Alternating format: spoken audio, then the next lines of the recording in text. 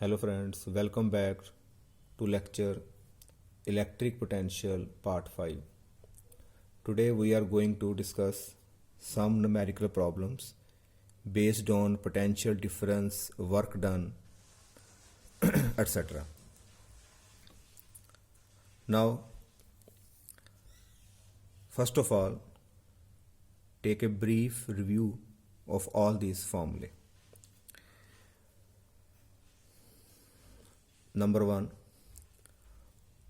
work done in taking a charge from A to B is given by Q naught VA minus VP if the work is done by electric force.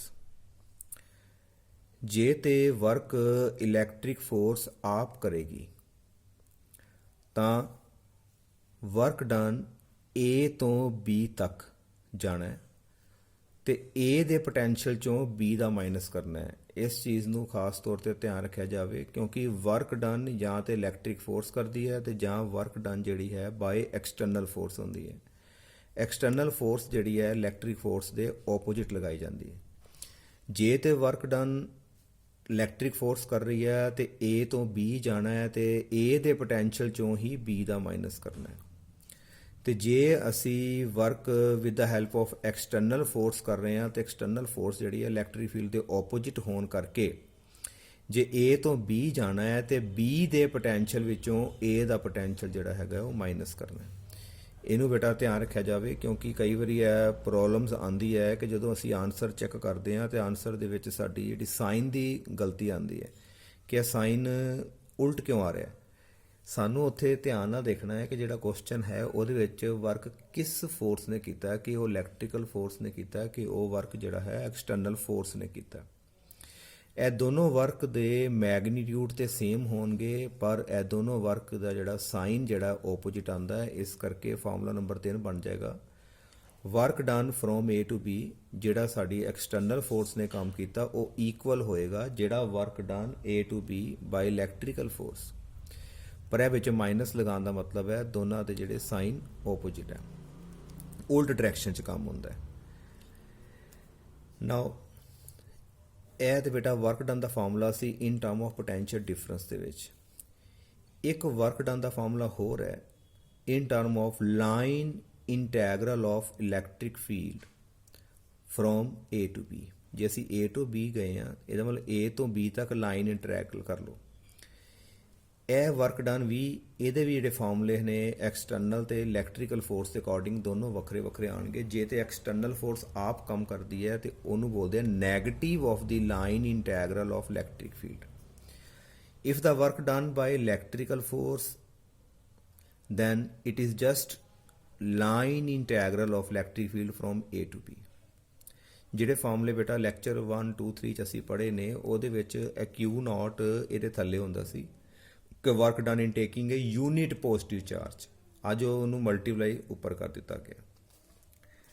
Now potential at point ਬੇਟਾ ਨਾਲ ਦੇ ਨਾਲ ਇਹ ਫਾਰਮੂਲੇ ਜਿਹੜੇ ਨੇ ਆਪਣੇ copy ਦੇ ਉੱਪਰ ਵੀ ਲਿਖਦੇ ਜਾਓ ਕਿਉਂਕਿ ਜਦੋਂ ਅਸੀਂ ਨਿਊਮੈਰੀਕਲ ਸੋਲਵ ਕਰਨੇ ਆ ਉਦੋਂ ਸਾਨੂੰ ਇਹਨਾਂ ਫਾਰਮੂਲਾ ਦੀ ਜਿਹੜੀ ਹੈ ਜ਼ਰੂਰਤ ਪਏਗੀ। ਪੋਟੈਂਸ਼ੀਅਲ ਐਟ ਏ ਪੁਆਇੰਟ ਕਿਸੇ ਇੱਕ ਪੁਆਇੰਟ ਦੇ ਉੱਤੇ ਅਸੀਂ ਪੋਟੈਂਸ਼ੀਅਲ ਨਿਕਾਲਣਾ ਹੈ। ਇਹਦਾ ਮਤਲਬ ਹੈ ਕਿ ਤੁਸੀਂ ਚਾਰਜ ਨੂੰ ਇਨਫਿਨਿਟੀ ਤੋਂ ਲੈ ਕੇ ਆਏ ਜੀ ਕਿਉਂਕਿ ਪੋਟੈਂਸ਼ੀਅਲ ਡਿਫਰੈਂਸ ਨਹੀਂ ਨਿਕਾਲ ਰਹੇ ਅਸੀਂ ਪੋਟੈਂਸ਼ੀਅਲ ਡਿਫਰੈਂਸ ਨਹੀਂ ਨਿਕਾਲ ਰਹੇ ਪੋਟੈਂਸ਼ੀਅਲ ਐਟ ਏ ਪੁਆਇੰਟ। ਇਹਦਾ ਮਤਲਬ ਹੈ ਕਿ ਦੂਸਰੇ ਪੁਆਇੰਟ ਦਾ ਪੋਟੈਂਸ਼ੀਅਲ ਜਿਹੜਾ ਹੋਏਗਾ ਉਹ 0 ਹੋਏਗਾ।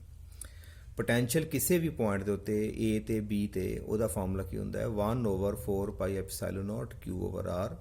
ਜਿਹੜਾ ਪੋਟੈਂਸ਼ੀਅਲ ਹੈ ਉਹ very inversely proportional to R। It very inversely proportional to R। Now 7th one potential at infinity is equal to 0। Infinity ਦੇ ਪੋਟੈਂਸ਼ੀਅਲ ਅਸੀਂ 0 ਲੈ ਕੇ ਚੱਲਦੇ ਹਾਂ ਕਿਉਂਕਿ ਪੋਟੈਂਸ਼ੀਅਲ ਜਿਹੜਾ ਹੈ ਬਿਕੋਜ਼ ਇਨਫਿਨਿਟੀ ਪੁਆਇੰਟ ਜਿਹੜਾ ਹੈ ਆਊਟ ਆਫ ਇਲੈਕਟ੍ਰਿਕ ਫੀਲਡ ਹੁੰਦਾ ਇਸ ਕਰਕੇ ਉੱਥੇ ਜਿਹੜਾ ਪੋਟੈਂਸ਼ੀਅਲ 0 ਹੈ। ਨਾਓ ਨੈਕਸਟ ਪੁਆਇੰਟ 8 ਜਦੋਂ ਵੀ ਅਸੀਂ ਪੋਟੈਂਸ਼ੀਅਲ ਕਿਸੇ ਪੁਆਇੰਟ A ਤੇ B ਤੇ ਬੇਟਾ ਨਿਕਾਲਣਾ ਹੈ, ਚਾਰਜ ਦੀ ਵੈਲਿਊ ਭਰਨੀ ਆ, ਤੇ ਧਿਆਨ ਰੱਖਿਆ ਜਾਵੇ ਇਹਨਾਂ ਦੇ ਜਿਹੜੇ ਨੇ ਪ੍ਰੋਪਰ ਜਿਹੜੇ ਸਾਈਨ ਜਿਹੜੇ ਨੇ ਨਾ ਉਹ ਅਸੀਂ ਜ਼ਰੂਰ ਪੁੱਟ ਕਰਨੇ ਆ, ਕਿਉਂਕਿ ਪੋਟੈਂਸ਼ੀਅਲ ਜਿਹੜਾ ਹੈ ਸਕੇਲਰ ਕੁਆਂਟੀਟੀ ਹੈ, ਪੋਟੈਂਸ਼ੀਅਲ ਪੋਜ਼ਿਟਿਵ ਵੀ ਹੈ ਨੈਗੇਟਿਵ ਵੀ ਹੈ। ਪੋਜ਼ਿਟਿਵ ਚਾਰਜ ਹੋਏਗਾ ਤਾਂ ਉਹਦਾ ਪੋਟੈਂਸ਼ੀਅਲ ਪੋਜ਼ਿਟਿਵ ਹੈ, ਨੈਗੇਟਿਵ ਚਾਰਜ ਦਾ ਨੈਗੇਟਿਵ ਪੋਟੈਂਸ਼ੀਅਲ ਹੈ। ਇਹਨਾਂ ਦੇ ਜਿਹੜੇ ਸਾਈਨ ਹੈ ਜਿਹੜੇ ਉਹ ਪ੍ਰੋਪਰ ਤੁਸੀਂ ਨਾਲ ਪੁੱਟ ਕਰਨੇ ਆ। ਨਾਓ ਕਮ ਟੂ ਨੈਕਸਟ ਪੁਆਇੰਟ 9। ਜਿਹੜਾ ਵਰਕ ਡਨ ਹੈ, ਜਦੋਂ ਅਸੀਂ ਚਾਰਜ ਨੂੰ ਕਿਸੇ ਇੱਕ ਪੁਆਇੰਟ ਤੋਂ ਦੂਸਰੇ ਪੁਆਇੰਟ ਤੇ ਲੈ ਕੇ ਜਾਂਦੇ ਹਾਂ ਇਲੈਕਟ੍ਰਿਕ ਫੀਲਡ ਦੇ ਅੰਦਰ, ਜਿਹੜਾ ਉਹ ਵਰਕ ਹੈ ਪਾਥ ਤੋਂ ਇੰਡੀਪੈਂਡੈਂਟ ਹੁੰਦਾ। ਉਹ ਸਿਰਫ ਤੇ ਸਿਰਫ ਇਨੀਸ਼ੀਅਲ ਤੇ ਫਾਈਨਲ ਪੋਜੀਸ਼ਨ ਦੇ ਉੱਪਰ ਹੀ ਡਿਪੈਂਡ ਕਰਦਾ ਹੈ। ਇਹ ਵੀ ਅਸੀਂ ਆਲਰੇਡੀ ਪ੍ਰੂਵ ਕੀਤਾ। ਨਾਓ ਪੁਆਇੰਟ 10, ਇਲੈਕਟ੍ਰਿਕ ਪੋਟੈਂਸ਼ੀਅਲ ਸਕੇਲਰ ਹੈ ਤੇ ਬੇਟਾ ਇਹਨੂੰ ਅਸੀਂ ਰਿਜ਼ੋਲਵ ਨਹੀਂ ਕਰ ਸਕਦੇ। ਜਿਸ ਤਰ੍ਹਾਂ ਅਸੀਂ ਇਲੈਕਟ੍ਰਿਕ ਫੀਲਡ ਕਿਸੇ ਇੱਕ ਪੁਆਇੰਟ ਤੇ ਨਿਕਾਲਣਾ ਹੋਵੇ ਤੇ ਇਲੈਕਟ੍ਰਿਕ ਫੀਲਡ 2 ਜਾਂ 2 ਤੋਂ ਜ਼ਿਆਦਾ ਚਾਰਜਿਸ ਕਰਕੇ ਲੱਗਾ ਹੈ, ਤੇ ਅਸੀਂ ਰਿਜ਼ਲਟੈਂਟ ਫੀਲਡ ਨਿਕਾਲਣਾ ਹੋਵੇ ਤੇ ਉੱਥੇ ਅਸੀਂ ਬੇਟਾ ਸੁਪਰ ਪੋਜੀਸ਼ਨ ਪ੍ਰਿੰਸੀਪਲ ਲਗਾ ਕੇ ਉੱਥੇ ਰੈਜ਼ੋਲੂਸ਼ਨ ਕਰਕੇ ਉਹਨਾਂ ਦੇ ਕੰਪੋਨੈਂਟਸ ਕੱਢ ਕੇ ਐਡ ਕਰਦੇ ਹਾਂ। ਪਰ potential is not a vector quantity, it is just a scalar one. Therefore, whenever you want to calculate the resultant potential, then just add all the potential. But we have to keep in mind, we have to put the charges positive or negative, etc. Now come to the first problem. Electric potential at A is 20 volt. ਸਾਡੇ ਕੋਲ ਇੱਕ A point ਹੈ, ਉੱਥੇ potential ਸਾਨੂੰ given ਹੈ 20 wallet, ਤੇ ਦੂਸਰਾ point ਹੈ ਸਾਡੇ ਕੋਲ B, ਉੱਥੇ ਪੋਟੈਂਸ਼ੀਅਲ ਹੈ -40 ਵੋਲਟ। ਦੋ ਪੁਆਇੰਟ ਦਾ ਸਾਨੂੰ ਪੋਟੈਂਸ਼ੀਅਲ ਗਿਵਨ ਹੈ, A ਦਾ ਵੀ ਗਿਵਨ ਹੈ B ਦਾ ਗਿਵਨ ਹੈ। ਅਸੀਂ ਵਰਕ ਡਨ ਨਿਕਾਲਣਾ ਹੈ by external force and electrostatic force in moving electron. ਇੱਥੇ ਬੇਟਾ ਜਿਹੜਾ ਸਾਡਾ ਚਾਰਜ ਹੈ ਉਹ ਚਾਰਜ ਕਿਹੜਾ ਹੈ? ਇਲੈਕਟ੍ਰੋਨ। ਆ ਸਾਡਾ ਚਾਰਜ ਹੈ, ਇਹਨੂੰ ਤੁਸੀਂ B ਤੋਂ A ਖੜਨਾ ਹੈ। ਇਸ ਪ੍ਰੋਬਲਮ ਦੇ ਵਿੱਚ ਜਿਹੜੀ ਜਿਹੜੀ ਚੀਜ਼ ਬੇਟਾ ਇੰਪੋਰਟੈਂਟ ਹੈ ਮੈਂ ਉਹਨੂੰ ਅੰਡਰਲਾਈਨ ਕੀਤੀ ਹੈ। ਪਹਿਲਾਂ ਤੇ ਐਕਸਟਰਨਲ ਫੋਰਸ ਦਾ ਵਰਕ ਨਿਕਾਲਣਾ ਹੈ ਤੇ ਦੂਸਰਾ ਦੁਬਾਰਾ ਵਰਕ ਨਿਕਾਲਣਾ ਹੈ ਇਲੈਕਟ੍ਰੋਸਟੈਟਿਕ ਫੋਰਸ ਦਾ। ਇੱਕ ਵਾਰੀ ਐਕਸਟਰਨਲ ਫੋਰਸ, ਇੱਕ ਵਾਰੀ ਇਲੈਕਟ੍ਰੋਸਟੈਟਿਕ ਫੋਰਸ, ਦੋਨਾਂ ਦੇ ਵਰਕ ਇਕੁਅਲ ਤੇ ਆਉਣਗੇ, ਪਿੱਛੇ ਮੈਂ ਦੱਸਿਆ ਹੁਣੇ, ਪਰ ਉਹਨਾਂ ਦਾ ਜਿਹੜਾ ਸਾਈਨ ਉਲਟ ਆਏਗਾ। ਤੇ ਲੈ ਕੇ ਕਿਹਨੂੰ ਆਉਣਾ ਅਸੀਂ? ਚਾਰਜ ਨੂੰ। ਤੇ ਚਾਰਜ ਕਿਹੜਾ? ਇਲੈਕਟ੍ਰੋਨ। ਤੇ ਇਲੈਕਟ੍ਰੋਨ ਦਾ ਚਾਰਜ ਨੈਗੇਟਿਵ ਹੈ ਤੇ ਇਹਦਾ ਮਤਲਬ ਮਾਈਨਸ ਲਗਾ ਕੇ ਚੱਲਾਂਗੇ। ਅਸੀਂ ਆਣਾ ਕਿੱਥੋਂ ਹੈ? B ਤੋਂ A ਲੈ ਕੇ ਆਣਾ ਹੈ। ਨਾਓ ਜਿਹੜੀ ਜਿਹੜੀ ਚੀਜ਼ ਗਿਵਨ ਹੈ ਪਹਿਲਾਂ ਉਹ ਲਿਖ ਲਓ। VA ਪੋਟੈਂਸ਼ੀਅਲ A ਪੁਆਇੰਟ ਦਾ 20 ਵੋਲਟ, ਪੋਟੈਂਸ਼ੀਅਲ B ਪੁਆਇੰਟ ਦਾ -40 ਵੋਲਟ, ਤੇ ਜਿਹੜਾ ਚਾਰਜ ਤੁਸੀਂ ਲੈ ਕੇ ਆਣਾ ਹੈ ਉਹ ਇਲੈਕਟ੍ਰੋਨ ਹੈ, ਤੇ ਇਲੈਕਟ੍ਰੋਨ ਦਾ ਜਿਹੜਾ ਚਾਰਜ ਹੈ ਆਪਾਂ ਲਿਖਤਾ -1.6 × 10⁻⁻19 coulomb. Now the first work done by external force. ਜੇ ਐਕਸਟਰਨਲ ਫੋਰਸ ਨੇ ਕੰਮ ਕਰਨਾ ਹੈ, ਪਹਿਲਾਂ ਦੇਖਣਾ ਜਾਣਾ ਕਿੱਥੋਂ ਹੈ। B to A, ਇੱਥੇ ਆ ਗਿਆ BA। Work done in taking a charge from B to A is equal to Q0। ਪਹਿਲਾ ਗੱਲ ਹੈ ਐਕਸਟਰਨਲ ਫੋਰਸ। ਜਦੋਂ ਐਕਸਟਰਨਲ ਫੋਰਸ ਹੁੰਦੀ ਹੈ ਬੇਟਾ ਤਾਂ ਉਦੋਂ ਮੈਂ ਪਹਿਲਾਂ ਵੀ ਦੱਸਿਆ ਕਿ VA ਦੇ ਵਿੱਚੋਂ VB ਮਾਈਨਸ ਕਰਨਾ ਹੈ। ਜਿੱਥੇ ਅਸੀਂ ਪਹੁੰਚੇ ਹਾਂ ਨਾ ਉਹਦੇ ਪੋਟੈਂਸ਼ੀਅਲ ਦੇ ਵਿੱਚੋਂ ਦੂਸਰਾ ਮਾਈਨਸ ਕਰਨਾ ਹੈ, VA ਮਾਈਨਸ VB। ਜਿਹੜਾ ਪਿੱਛੇ ਫਾਰਮੂਲਾ ਦੱਸਿਆ ਸੀ ਬੇਟਾ ਉਹ ਵਰਕ ਡਨ ABC, ਉੱਥੇ B ਚੋਂ A ਮਾਈਨਸ ਕੀਤਾ।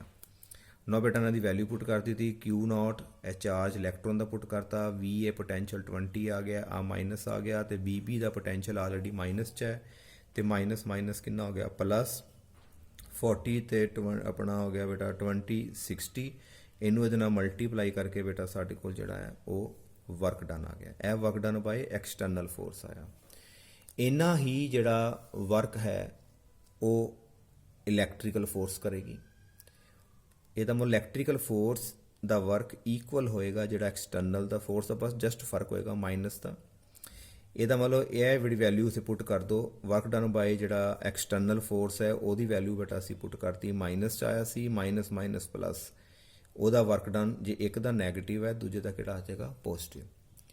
ਹਾਂਜੀ ਬੇਟਾ ਕਲੀਅਰ। ਇਹ ਨੁਮੈਰੀਕਲ ਤੋਂ ਇੰਨਾ ਪਤਾ ਲੱਗਾ ਕਿ ਅਸੀਂ ਫਾਰਮੂਲੇ ਲਗਾਉਣੇ ਕਿਸ ਤਰ੍ਹਾਂ ਨੇ। ਸਾਨੂੰ ਦੇਖਣਾ ਪਏਗਾ ਕਿ ਵਰਕ ਡਨ ਐਕਸਟਰਨਲ ਫੋਰਸ ਕਰ ਰਹੀ ਹੈ ਕਿ ਵਰਕ ਡਨ ਜਿਹੜੀ ਹੈਗੀ ਆ ਉਹ ਇਲੈਕਟ੍ਰੀਕਲ ਫੋਰਸ ਕਰ ਰਹੀ ਹੈ। ਦੁਬਾਰਾ ਇਹਨਾਂ ਫਾਰਮੂਲੇ ਨੂੰ ਤੁਸੀਂ ਦੇਖ ਸਕਦੇ ਜੀ। Now come to next problem. Now problem second, find the work done by some external force. फिर देखो बेटा वर्क निकालना है एक्सटर्नल फोर्स करके। ਜਦੋਂ ਵੀ एक्सटर्नल फोर्स लगती है बेटा ਇਹ ਧਿਆਨ 'ਚ ਰੱਖੋ विदाउट एक्सलरेशन जाना है। एक्सटर्नल फोर्स ਜਿਹੜੀ ਹੁੰਦੀ ਹੈ ਇਲੈਕਟ੍ਰੀਕਲ ਫੋਰਸ ਦੇ ਆਪੋਜੀਟ ਤੇ ਇਕੁਅਲ ਲਗਾਈ ਜਾਂਦੀ ਹੈ ਤਾਂ ਜੋ ਤੁਹਾਡੀ ਐਕਸਲੇਸ਼ਨ ਨਾ ਹੋਵੇ। Work done by external force in moving A charge. बेटा आ ते चार्ज गिवन हो गया। ਚਾਰਜ ਦੀ ਵੈਲਿਊ ਹੈ 2 ਮਾਈਕਰੋ। ਇਹਨੂੰ ਬੇਟਾ ਅਸੀਂ ਪੜ੍ਹਨਾ ਹੈ ਮਾਈਕਰੋ। ਮਾਈਕਰੋ ਦੀ ਵੈਲਿਊ 10⁻⁻⁶ ਤੇ ਚਾਰਜ ਨੂੰ ਲੈ ਕੇ ਕਿੱਥੋਂ ਆਉਣਾ ਹੈ? ਇਨਫਿਨਿਟੀ ਤੋਂ। ਜੇ ਇਨਫਿਨਿਟੀ ਤੋਂ ਲੈ ਕੇ ਆਉਣਾ ਹੈ ਤੇ ਇਹਦਾ ਮਤਲਬ ਜਸਟ ਅਸੀਂ ਜਿਹੜਾ ਹੈ ਪੋਟੈਂਸ਼ੀਅਲ ਐਟ ਏ ਪੁਆਇੰਟ ਦੀ ਗੱਲ ਕਰ ਰਹੇ ਹਾਂ। To a point where electric potential is 10⁻⁴ wallet.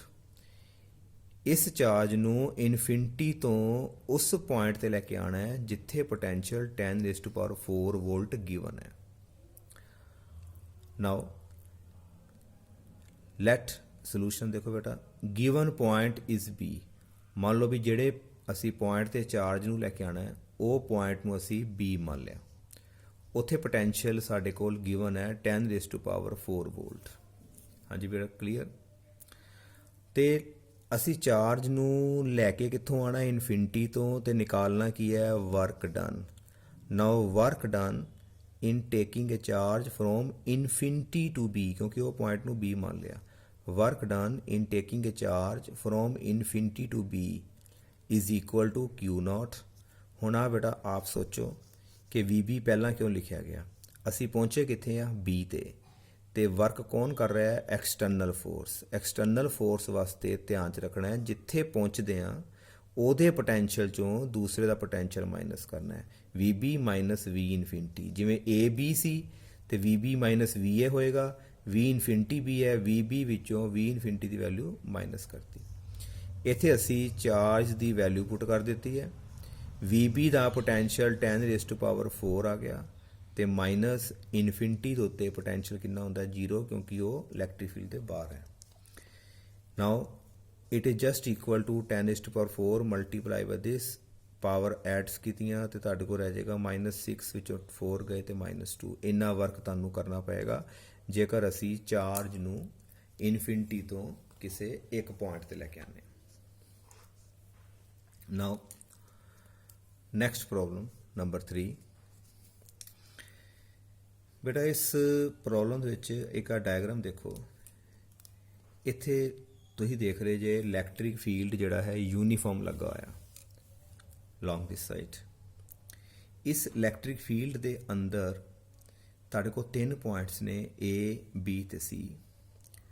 ਅਸੀਂ ਕੀ ਕਰਨਾ ਹੈ? ਇੱਕ ਸਾਡੇ ਕੋਲ ਟੈਸਟ ਚਾਰਜ ਹੈ Q0 A ਪੁਆਇੰਟ ਤੇ ਪਿਆ ਹੈ। ਇਸ ਟੈਸਟ ਚਾਰਜ ਨੂੰ A ਪੁਆਇੰਟ ਤੋਂ ਅਸੀਂ C ਤੇ ਖੜਨਾ ਹੈ। ਬਟ ਅਲੋਂਗ ਦੀ ਪਾਥ ਪਹਿਲਾਂ ਅਸੀਂ ਸਿੱਧਾ ਨਹੀਂ ਖੜਨਾ। ਪਹਿਲਾਂ A ਤੋਂ B ਗਏ, ਫਿਰ ਅਸੀਂ B ਤੋਂ C ਆਏ। ਦੇਖੋ ਬੇਟਾ ਐਰੋ ਪਾਈ ਹੈ। ਪਹਿਲਾਂ A ਤੋਂ B ਲੈ ਕੇ ਗਏ ਆ, ਫਿਰ B ਤੋਂ C ਲੈ ਕੇ ਆਉਣਾ ਹੈ। ਠੀਕ ਹੈ ਬੇਟਾ। ਚਾਰਜ ਨੂੰ A ਤੋਂ C ਤੇ ਲੈ ਕੇ ਜਾਣਾ ਤੇ ਸਾਨੂੰ ਵਰਕ ਤੇ ਕੱਢਣਾ ਹੀ ਪਏਗਾ। ਠੀਕ ਹੈ ਬੇਟਾ। ਵਰਕ ਕਰਾਂਗੇ ਤੇ ਉਹ ਚਾਰਜ ਜਿਹੜਾ A ਤੋਂ C ਤੇ ਪਹੁੰਚੇਗਾ। ਨਾਓ ਜਿਹੜਾ ਉਹ ਵਰਕ ਅਸੀਂ ਕਰਨਾ ਹੈ ਉਹ ਤੇ ਨਿਕਾਲਣਾ ਹੈ ਤੇ ਨਾਲ ਅਸੀਂ ਪੋਟੈਂਸ਼ੀਅਲ ਡਿਫਰੈਂਸ ਵੀ ਨਿਕਾਲਣਾ ਹੈ between A and C। A ਤੇ C ਦੇ ਵਿਚਕਾਰ ਜਿਹੜਾ ਪੋਟੈਂਸ਼ੀਅਲ ਡਿਫਰੈਂਸ ਹੈ ਉਹ ਵੀ ਅਸੀਂ ਨਿਕਾਲਣਾ ਹੈ। ਨਾਓ ਇਸ ਪ੍ਰੋਬਲਮ ਦੇ ਵਿੱਚ ਇੱਕ ਲਾਈਨ ਲਿਖੀ ਹੈ ਉਹਨਾਂ ਨੇ ਵਿਦਾਊਟ ਐਕਸਲਰੇਸ਼ਨ। ਵਿਦਾਊਟ ਐਕਸਲਰੇਸ਼ਨ ਦਾ ਮਤਲਬ ਹੈ ਕਿ ਸਾਨੂੰ ਜਿਹੜਾ ਹੈ ਵਰਕ ਕਰਨਾ ਪਏਗਾ with the help of external force, ਕਿਉਂਕਿ ਐਕਸਟਰਨਲ ਫੋਰਸ ਜਦੋਂ ਵੀ ਲੱਗਦੀ ਹੈ ਉਦੋਂ ਜਿਹੜਾ ਵਰਕ ਹੁੰਦਾ ਹੈ ਵਿਦਾਊਟ ਐਕਸਲਰੇਸ਼ਨ ਹੁੰਦਾ ਹੈ। ਇੱਕ ਫਾਰਮੂਲਾ ਅਸੀਂ ਪੜ੍ਹਿਆ ਸੀ ਕਿ ਜਿਹੜਾ ਵਰਕ ਡਨ ਹੈ A to C ਉਹ ਡਿਪੈਂਡ ਨਹੀਂ ਕਰਦਾ ਪਾਥ ਫਾਲੋਡ ਤੇ। ਉਹ ਡਿਪੈਂਡ ਕਰਦਾ ਹੈ ਕਿ ਕਿਹੜੇ ਪੁਆਇੰਟ ਤੋਂ ਤੁਸੀਂ ਸਟਾਰਟ ਹੋਏ ਤੇ ਲਾਸਟ ਕਿਹੜੇ ਪੁਆਇੰਟ ਤੇ ਤੁਸੀਂ ਪਹੁੰਚੇ। ਅਸੀਂ A ਤੋਂ C ਤੱਕ ਦਾ ਵਰਕ ਡਨ ਨਿਕਾਲਣਾ ਹੈ ਜਾਂ A ਤੇ C ਦੇ ਵਿੱਚ ਪੋਟੈਂਸ਼ੀਅਲ ਡਿਫਰੈਂਸ ਨਿਕਾਲਣਾ ਹੈ। ਭਾਵੇਂ ਅਸੀਂ A ਤੋਂ B ਗਏ, ਭਾਵੇਂ B ਤੋਂ C ਗਏ, ਉਹ ਜਿਹੜਾ ਪੋਟੈਂਸ਼ੀਅਲ ਡਿਫਰੈਂਸ ਹੈ ਉਹ ਸਿਰਫ ਇਨੀਸ਼ੀਅਲ ਤੇ ਫਾਈਨਲ ਪੋਜੀਸ਼ਨ ਦੇ ਉੱਤੇ ਹੀ ਡਿਪੈਂਡ ਕਰਦਾ ਹੈ।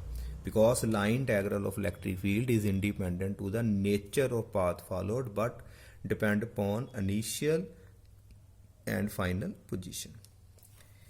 ਇਹ ਫਾਰਮੂਲਾ ਸਾਨੂੰ ਪਤਾ ਹੈ, work done from A to C is equal to minus ਯਾਨੀ ਕਿ negative of line integral of electric field from A to C is equal to Q naught. ਅਸੀਂ ਗਏ ਕਿੱਥੋਂ ਆ? A ਤੋਂ C, ਤੇ ਵਰਕ ਡਨ ਕੌਣ ਕਰ ਰਿਹਾ ਹੈ? External force without acceleration. ਇਹਦਾ ਮਤਲਬ ਅਸੀਂ C ਦੇ ਪੋਟੈਂਸ਼ੀਅਲ ਚੋਂ ਕਿਹਦਾ ਪੋਟੈਂਸ਼ੀਅਲ ਮਾਈਨਸ ਕਰਾਂਗੇ? A ਦਾ ਪੋਟੈਂਸ਼ੀਅਲ ਵਿੱਚੋਂ ਅਸੀਂ ਇਹਦਾ ਮਾਈਨਸ ਕਰ ਦਾਂਗੇ। Now come to next. Now Q naught VC minus VA is equal to minus Q naught। ਅਸੀਂ ਗਏ ਸੀ ਬੇਟਾ A ਤੋਂ C ਤੇ ਅੰਦਰ ਆ ਗਿਆ ਤੁਹਾਡੇ ਕੋਲ E DL cos 180 ਡਿਗਰੀ। ਬੇਟਾ 180 ਡਿਗਰੀ ਕਿਉਂਕਿ ਅਸੀਂ ਡਾਟ ਪ੍ਰੋਡਕਟ ਸੀ ਜਿਹੜੀ E vector dot DL vector, ਉਹਨੂੰ ਅਸੀਂ ਬੇਟਾ ਡਾਟ ਹੱਲ ਕਰ ਦਿੱਤੀ E DL cos 180 degree. 180 degree ਇਸ ਕਰਕੇ ਕਿਉਂਕਿ ਉਸ ਡਾਇਗਰਾਮ ਦੇ ਅਕੋਰਡਿੰਗ ਇਲੈਕਟ੍ਰਿਕ ਫੀਲਡ ਸਾਡਾ ਅਲੋਂਗ ਦਿਸ ਸਾਈਡ ਹੈ ਤੇ ਅਸੀਂ A ਤੋਂ C ਜਾ ਰਹੇ ਹਾਂ ਉਹਦੇ ਆਪੋਜਿਟ। ਇਲੈਕਟ੍ਰਿਕ ਫੀਲਡ ਜਿਹੜਾ ਦੇਖੋ ਬੇਟਾ ਡਾਇਗਰਾਮ 'ਚ ਇੱਧਰ ਨੂੰ ਲੱਗਾ ਹੋਇਆ ਤੇ ਜਿਹੜਾ ਪੁਆਇੰਟ ਹੈਗਾ ਇੱਥੇ A ਹੈ ਤੇ ਅਸੀਂ A ਤੋਂ ਜਿਹੜਾ ਮੇਨ ਅਸੀਂ C ਇਹਦੇ ਵਿੱਚ ਪੋਟੈਂਸ਼ੀਅਲ ਡਿਫਰੈਂਸ ਨਿਕਾਲਣਾ ਉਹਦੇ ਆਪੋਜਿਟ ਇਲੈਕਟ੍ਰਿਕ ਫੀਲਡ ਦੇ ਅਗੇਂਸਟ। ਇਸ ਕਰਕੇ ਇੱਥੇ cos 180 ਤੇ cos 180 ਦੀ ਵੈਲਿਊ ਹੁੰਦੀ ਆ -1। ਇੱਥੇ ਬੇਟਾ ਅਸੀਂ ਇਹਨੂੰ ਪੁੱਟ ਕਰ ਦਿੰਦੇ ਹਾਂ। ਆਹ Q ਨੋਟ ਨਾਲ Q ਨੋਟ ਕੈਂਸਲ ਹੋ ਗਿਆ। ਸਾਡੇ ਕੋਲ VC minus VA is equal to negative of A to C। Now E DL -1 minus minus plus it is equal to A to C E DL। since electric field is uniform, ਪਿੱਛੇ diagram ਬਣਾਈ ਸੀ electric field uniform ਸੀਗਾ, ਇਸ ਲਈ electric field ਨੂੰ ਵੀ ਇੰਟੈਗਰੇਸ਼ਨ ਚੋਂ ਬਾਹਰ ਨਿਕਾਲ ਸਕਦੇ ਹਾਂ ਕਿਉਂਕਿ ਕੌਂਸਟੈਂਟ ਹੈ। E ਬਾਹਰ ਆ ਜਾਏਗਾ, A ਤੋਂ C ਨਾਲ ਆ ਗਿਆ DL is equal to E DL ਦੀ ਇੰਟੈਗਰੇਸ਼ਨ ਆ ਗਈ L ਕਿੱਥੋਂ ਤੱਕ ਹੈਗੀ ਆ? A ਤੋਂ ਲੈ ਕੇ C ਤੱਕ।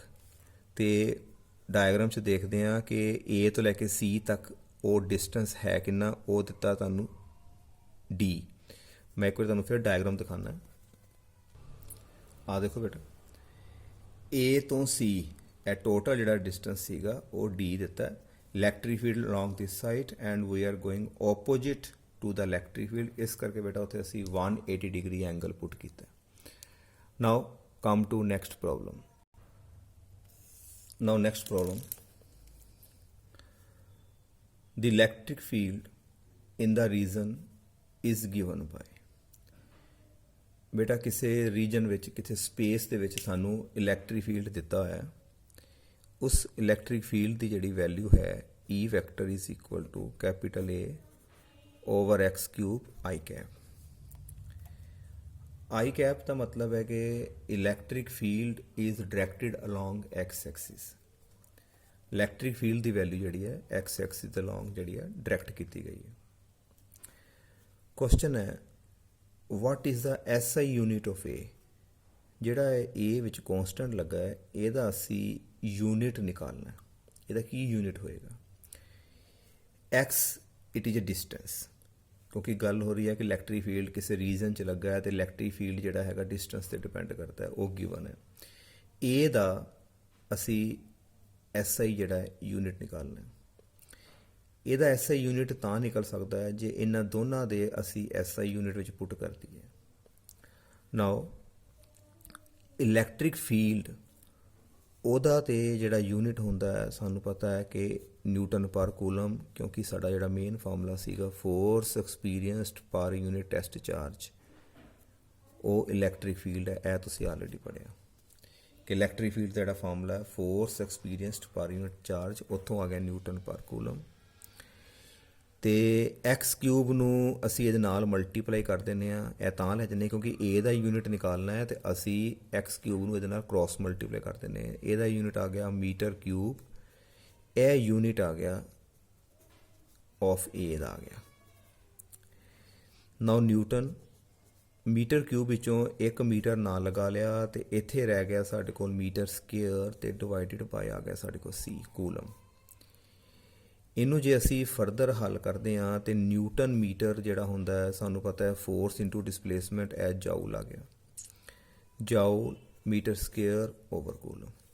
ਨਾਓ ਜਾਊਲ ਪਰ ਕੂਲਮ, ਇਹ ਫਾਰਮੂਲਾ ਲੱਗਦਾ ਦੇਖੋ work upon charge, joule work, coulomb charge, work upon ਜਿਹੜਾ ਚਾਰਜ ਹੈ work done in taking a charge it is potential.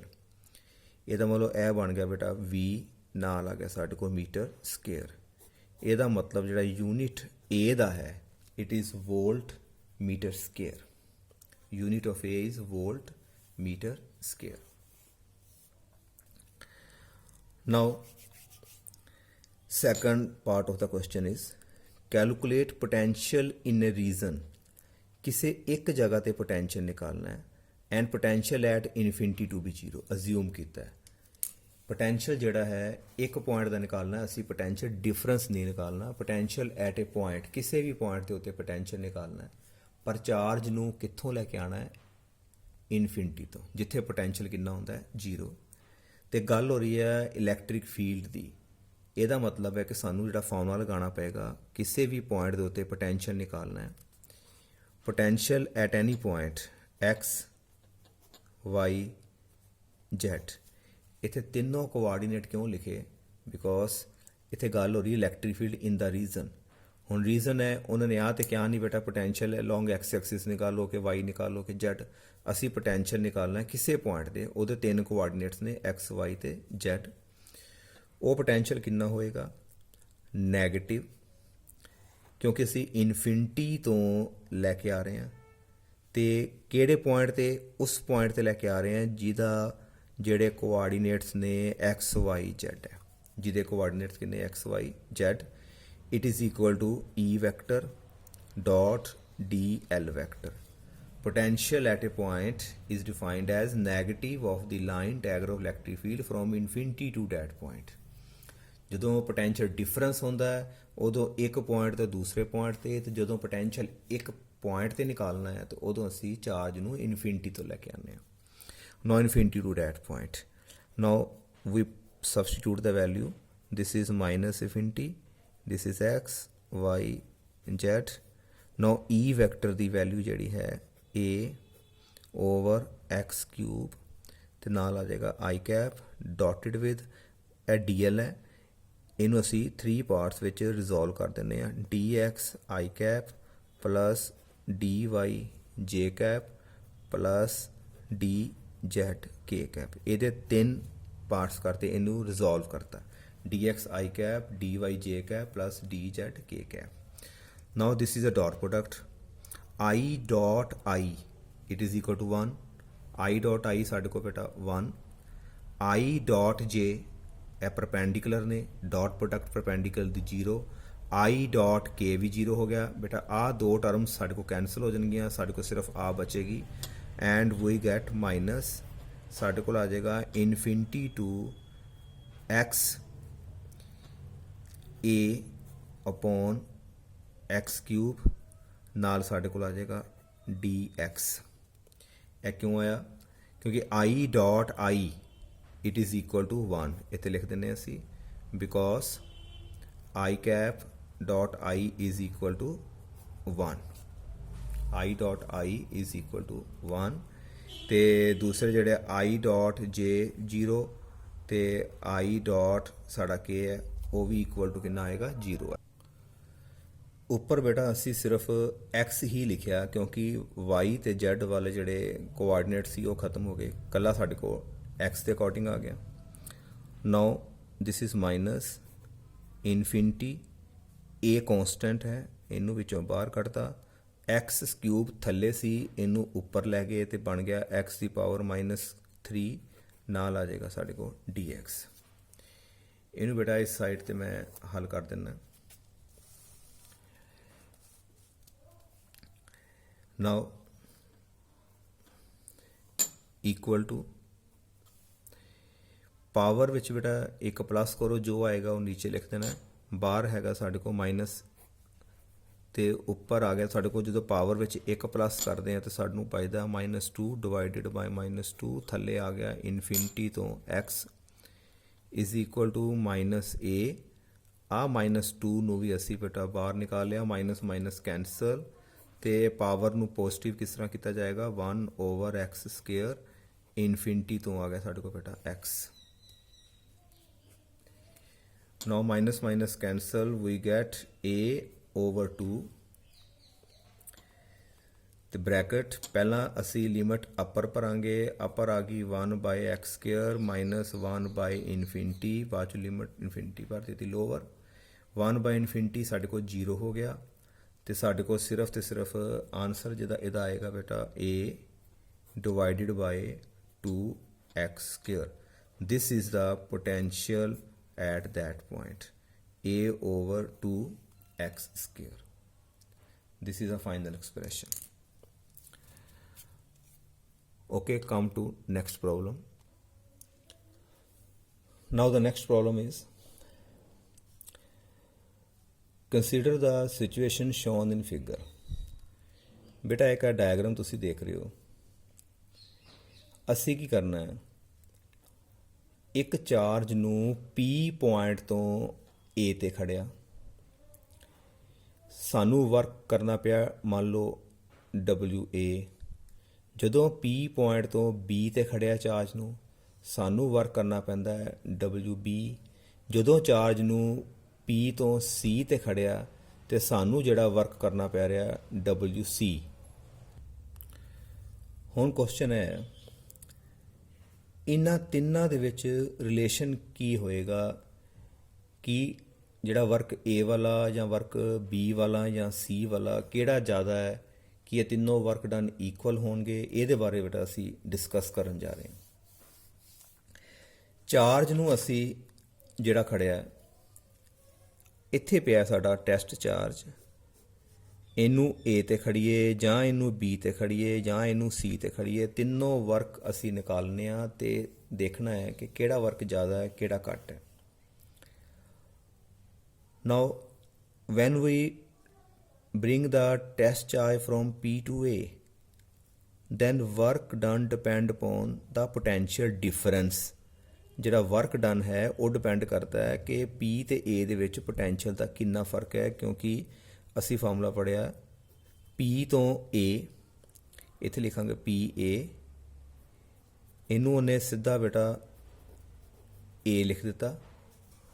ਉਹ ਡਿਪੈਂਡ ਕਰਦਾ ਹੈ ਚਾਰਜ ਲੈ ਕੇ ਕਿਹੜਾ ਹੈ Q0, ਆਏ ਕਿੱਥੋਂ ਹੈ ਬੇਟਾ P ਤੋਂ A, VA ਵਿੱਚੋਂ VP ਨੂੰ ਮਾਈਨਸ ਕਰਾਂਗੇ। Work done P to A ਉਹ ਡਿਪੈਂਡ ਕਰਦਾ ਇਹਨਾਂ ਦੋਨਾਂ ਦੇ ਵਿੱਚ ਪੋਟੈਂਸ਼ੀਅਲ ਦਾ ਡਿਫਰੈਂਸ ਕਿੰਨਾ ਹੈ। ਸਿਮਿਲਰਲੀ ਜਿਹੜਾ ਵਰਕ ਹੈ P ਤੋਂ ਲੈ ਕੇ B ਤੱਕ, ਜਿਹਨੂੰ ਅਸੀਂ WB ਲਿਖਿਆ ਹੈ, ਇਹ ਡਿਪੈਂਡ ਕਰੇਗਾ ਕਿ ਸਾਡਾ ਜਿਹੜਾ ਹੈ B ਤੇ ਇਨ P ਦੇ ਵਿੱਚ ਪੋਟੈਂਸ਼ੀਅਲ ਦਾ ਡਿਫਰੈਂਸ ਕਿੰਨਾ। ਸਿਮਿਲਰਲੀ ਜਿਹੜਾ ਵਰਕ P ਤੋਂ C ਲੈ ਕੇ ਜਾਵਾਂਗੇ, ਜਿਹਨੂੰ ਅਸੀਂ WC ਲਿਖਿਆ ਹੈ, ਉਹਦਾ ਫਾਰਮੂਲਾ ਬਣੇਗਾ VC minus VP। In all the three cases, the work from P to A or P to B or P to C depend upon the potential difference। ਇਹਨਾਂ potential difference ਦੇ ਉੱਪਰ ਹੀ depend ਕਰੇਗਾ। Now, in the diagram you are seeing there is another charge Q। ਬੇਟਾ ਇੱਕ charge ਆ ਵੀ ਪਿਆ ਤੇ ਆ ਇੱਕ ਸੈਮੀ ਸਰਕਲ ਹੈ, it is a semi circular path.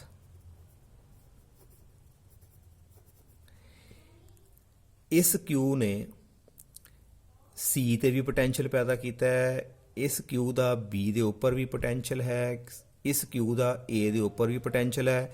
ਤੇ ਜੇ ਇਹ ਬੇਟਾ ਸੈਮੀ ਸਰਕੂਲਰ ਪਾਥ ਹੈ, ਜੇ ਅਸੀਂ ਆਹ ਡਿਸਟੈਂਸ ਆਰ ਮੰਨਦੇ ਹਾਂ ਤੇ ਇਧਰੋਂ ਵੀ ਸਾਡੇ ਕੋਲ ਆਰ ਹੀ ਹੋਏਗਾ ਤੇ ਇਧਰੋਂ ਵੀ ਸਾਡੇ ਕੋਲ ਆਰ ਹੋਏਗਾ। ਇਹਦਾ ਮਤਲਬ ਪੋਟੈਂਸ਼ੀਅਲ ਜਿਹੜਾ ਸੀ ਦਾ ਇਕੁਅਲ ਹੋਏਗਾ ਪੋਟੈਂਸ਼ੀਅਲ ਬੀ ਦਾ, ਇਕੁਅਲ ਹੋਏਗਾ ਪੋਟੈਂਸ਼ੀਅਲ ਏ ਦਾ। ਇਹ ਸਾਰੇ ਦਾ ਫਾਰਮੂਲਾ ਕੀ ਹੋਏਗਾ 1/4πε0 Q/R। ਇਹਨਾਂ ਤਿੰਨਾਂ ਪੁਆਇੰਟਾਂ ਦੇ ਉੱਪਰ ਬੇਟਾ ਪੋਟੈਂਸ਼ੀਅਲ ਸੇਮ ਹੈ, ਕਿਉਂਕਿ ਇਹਨਾਂ ਤਿੰਨਾਂ ਦੇ ਉੱਤੇ ਪੋਟੈਂਸ਼ੀਅਲ ਪੈਦਾ ਕਰਨ ਵਾਲਾ ਚਾਰਜ ਹੈ। ਡਿਸਟੈਂਸ ਸਾਰੇ ਪਾਸੋਂ ਸੇਮ ਹੋਣ ਕਰਕੇ ਪੋਟੈਂਸ਼ੀਅਲ ਜਿਹੜਾ ਹੈ ਸਾਰੇ ਪੁਆਇੰਟਾਂ ਦਾ ਸੇਮ ਹੈ। ਇਹਦਾ ਮਤਲਬ ਜਦੋਂ P ਤੋਂ A ਲੈ ਕੇ ਆਓ, ਭਾਵੇਂ P ਤੋਂ B ਲੈ ਕੇ ਜਾਓ ਤੇ ਭਾਵੇਂ ਬੇਟਾ P ਤੋਂ C ਲੈ ਕੇ ਜਾਓ, ਤਿੰਨਾਂ ਕੇਸਾਂ ਵਿੱਚ ਜਿਹੜਾ ਆ ਪੋਟੈਂਸ਼ੀਅਲ ਡਿਫਰੈਂਸ ਜਿਹੜਾ ਆਏਗਾ ਹਮੇਸ਼ਾ ਸੇਮ ਹੀ ਹੋਏਗਾ, ਬਿਕੋਜ਼ VC VB ਤੇ VA ਇਕੁਅਲ ਹੈ। ਜੇ ਆ ਤਿੰਨ ਪੋਟੈਂਸ਼ੀਅਲ ਸੇਮ ਹੈ ਤੇ P ਤੋਂ ਹੀ ਲੈ ਕੇ ਆ ਰਹੇ ਹਾਂ, ਇਹਦਾ ਮਤਲਬ ਡਿਫਰੈਂਸ ਸੇਮ ਆਏਗਾ। ਜੇ ਬੇਟਾ ਡਿਫਰੈਂਸ ਸੇਮ ਹੈ ਤੇ ਇਹ ਜਿਹੜੇ ਵਰਕ ਹੋਣਗੇ ਉਹ ਬਿਲਕੁਲ ਸੇਮ ਹੋਣਗੇ। ਜਿੰਨਾ ਵਰਕ ਅਸੀਂ P ਤੋਂ A ਲੈ ਕੇ ਆਵਾਂਗੇ ਓਨਾ ਹੀ ਵਰਕ ਜਿਹੜਾ ਹੋਏਗਾ ਸਾਡਾ P ਤੋਂ B ਹੋਏਗਾ, ਓਨਾ ਹੀ ਵਰਕ ਸਾਨੂੰ ਕਰਨਾ ਪਏਗਾ P ਤੋਂ C ਤੱਕ ਕਰਨਾ ਪਏਗਾ। ਹਾਂਜੀ ਬੇਟਾ ਕਲੀਅਰ। ਬੇਟਾ ਇਹਨਾਂ ਨੂਮੈਰੀਕਲਸ ਨੂੰ ਤੁਸੀਂ ਦੁਬਾਰਾ ਕਰਨ ਦੀ ਕੋਸ਼ਿਸ਼ ਕਰਨਾ। ਆਈ ਹੋਪ ਕਿ ਜਿਹੜਾ ਤੁਹਾਨੂੰ ਇਹ ਕਲੀਅਰ ਹੋ ਜਾਏਗਾ। ਬਸ ਇੱਕ ਚੀਜ਼ ਦਾ ਜ਼ਰੂਰ ਧਿਆਨ ਰੱਖਣਾ ਕਿ ਵਰਕ ਡਨ ਐਕਸਟਰਨਲ ਫੋਰਸ ਕਰ ਰਹੀ ਹੈ ਕਿ ਵਰਕ ਡਨ ਜਿਹੜਾ ਕੋਈ ਜਿਹੜੀ ਹੈ ਇਲੈਕਟ੍ਰੀਕਲ ਫੋਰਸ ਕਰ ਰਹੀ ਹੈ। ਨਾਓ ਇਸ ਤੋਂ ਅੱਗੇ ਫਰਦਰ ਬੇਟਾ ਨੂਮੈਰੀਕਲ ਕਰਾਂਗੇ in the electric potential part 6। Thank you.